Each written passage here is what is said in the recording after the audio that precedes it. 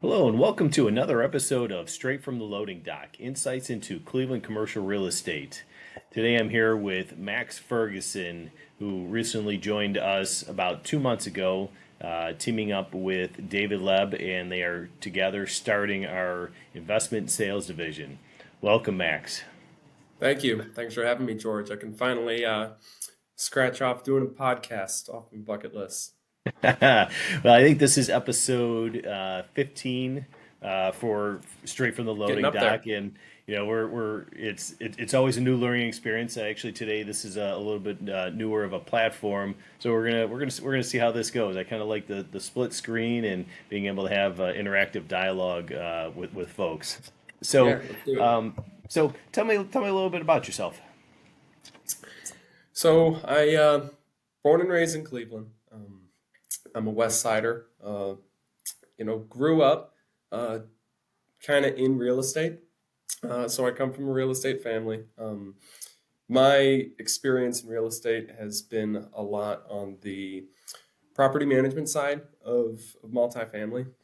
So that started from really young age. I was cheap labor kind of from day one. Um, Ah, and yes, the character building as they call it.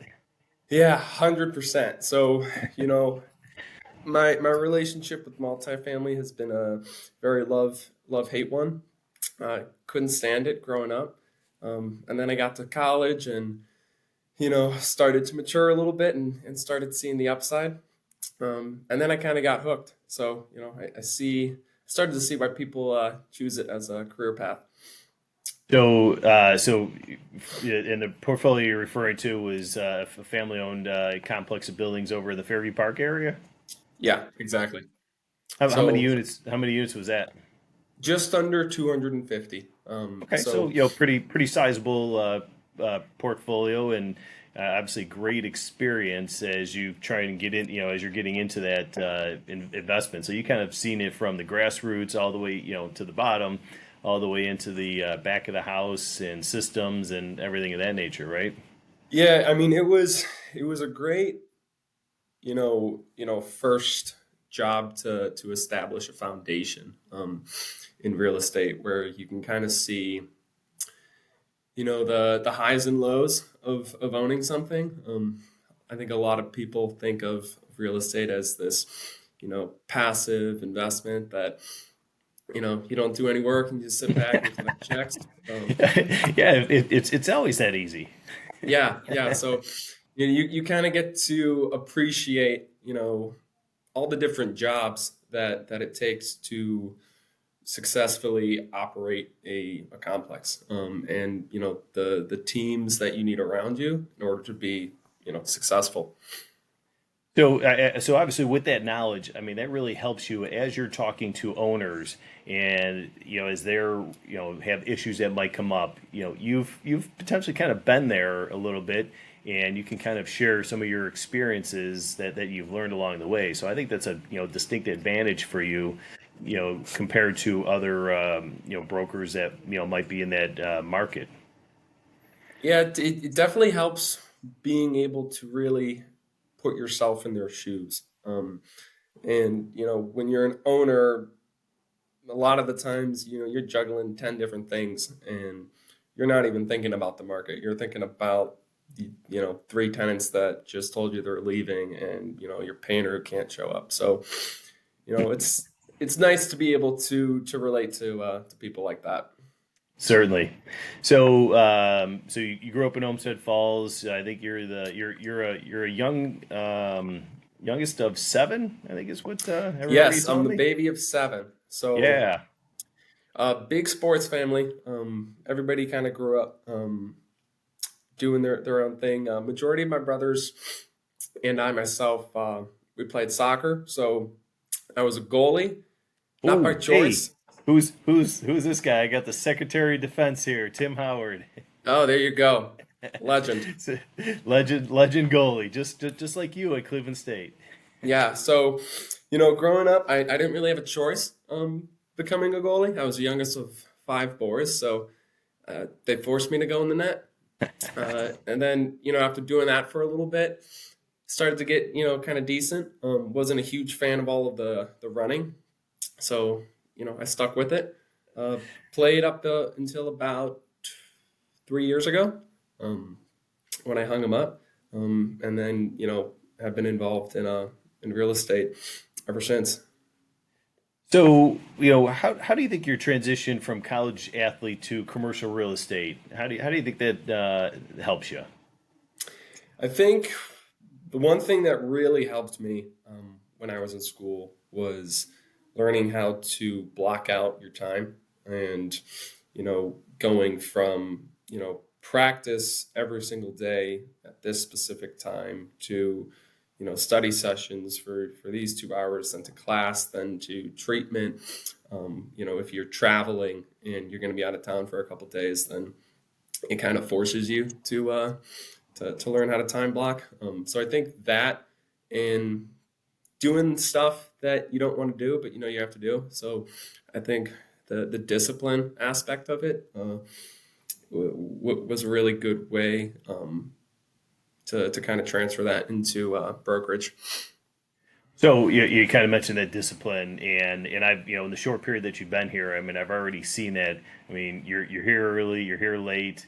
You're banging out the phone calls, you're banging out the cold calls on a pretty regular basis, and I know that that's a challenging task, and not a lot of brokers are doing that.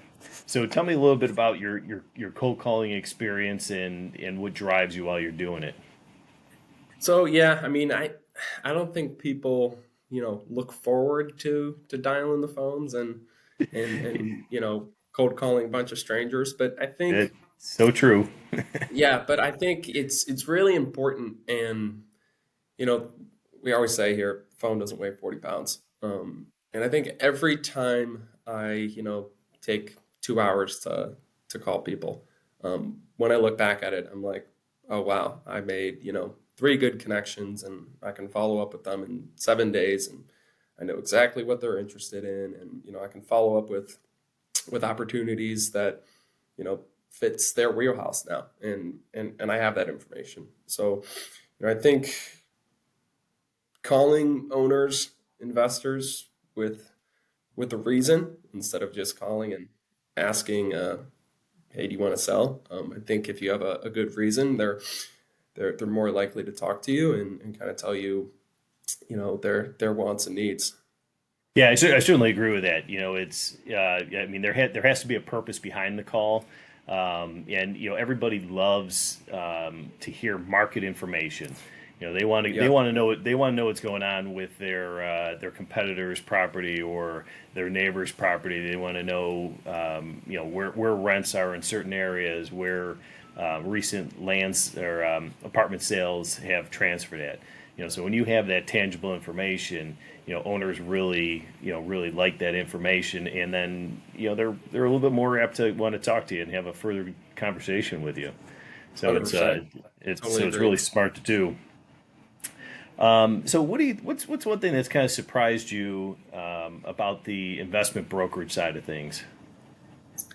I think one thing that's surprised me, and it's nice to be able to kind of be surrounded by a bunch of seasoned brokers, is how many hurdles you kind of have to go through in each deal. I think they say something like a deal dies 7 times, um, and it's your job to keep it moving forward.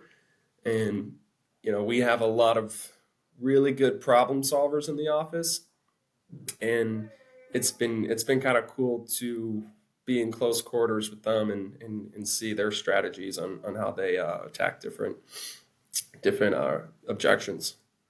Yeah, so yeah, and that is one of the great things. So we have roughly 35 brokers in the office and a vast variety of experience. So when you can sit there and walk down the hallway and talk to somebody that's got 25 years of experience and ask them, how would you handle this issue, and it really just helps you and your further your career, and making sure that you just don't be afraid to ask the questions, because everybody's here to help and guide you and do the best for you, without being in your pocket.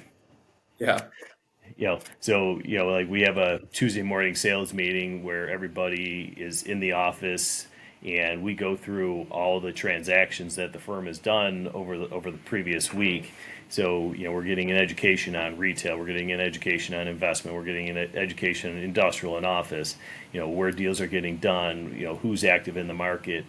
So the information sharing is really invaluable. So, for the last 25 plus years, every Tuesday morning, I know I've been at a sales meeting starting at 7:45 a.m. and it's one of the highlights of my week, knowing what's going on in the market.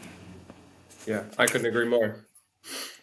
So, are there any submarkets or property sizes on the multifamily side that are underserved or offer some significant upside that folks should be looking at or sellers should be taking advantage of? I think, when you think of multifamily in Cleveland, you first thing that comes to your mind is Lakewood, Cleveland Heights, Shaker Heights, because those submarkets are they have tons of inventory. Yep. Super popular. Everybody wants hmm to move there once they're out of I, school. I had an apartment in Lakewood.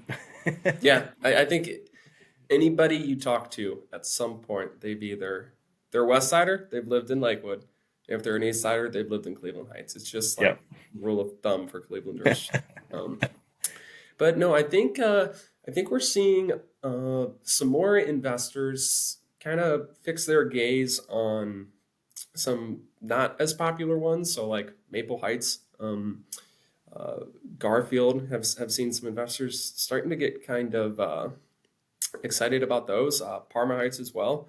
Um, these might not be your first thought when you're thinking of where do I want to buy an apartment, but they're safe submarkets, and they're still really strong in terms of you know renters wanting to be centrally located, but not necessarily pay those Lakewood and Cleveland Heights prices. Well, it's funny you mentioned Parma Heights. That was where my second apartment was. I was right at Stump in the Yeah, in the Metro Park. So I mean, it's almost like a volleyball set for me there. yeah. So you So know better than anybody.